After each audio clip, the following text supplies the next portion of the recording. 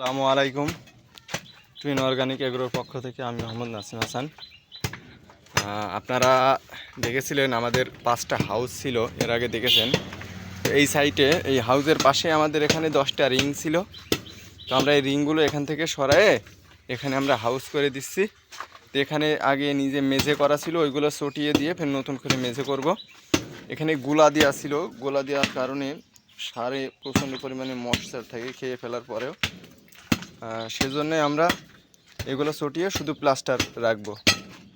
আর এখানে আমরা গাঁথুনি করব, ইটের গাঁথুনি। 5টা হাউস হবে, 5টা বা 4টা হাউস করব, করে এখানে হাউস রাখবো। আর সেইগুলো আমরা আমাদের বড় শেডে নিয়ে গেছি। তো আমরা কিভাবে কি করি ইনশাল্লাহ দেখাবো। তো আপনারা যারা হাউস করবেন, হাউসের নিচের মেঝেটা শুধু প্লাস্টার, বালু আর সিমেন্ট দিয়ে প্লাস্টার রাখবেন। এভাবে গোলা করবেন না, গোলা দেওয়া বলে সিমেন্টে। শুধু এভাবে গোলা দিলে আপনাদের মশার থেকে যাবে, সার চালতে অনেক সমস্যা হবে, সার চালা যাবে না। তো আমরা এই সমস্যার সম্মুখীন হওয়ায় আমরা এইগুলো চটিয়ে দিচ্ছি। আমাদের এই শেডগুলা, এই হাউসগুলোতেও তলে গোলা দেওয়া ছিল, তাই আমাদের সার পর্যাপ্ত পরিমাণে মশা থেকে যেত।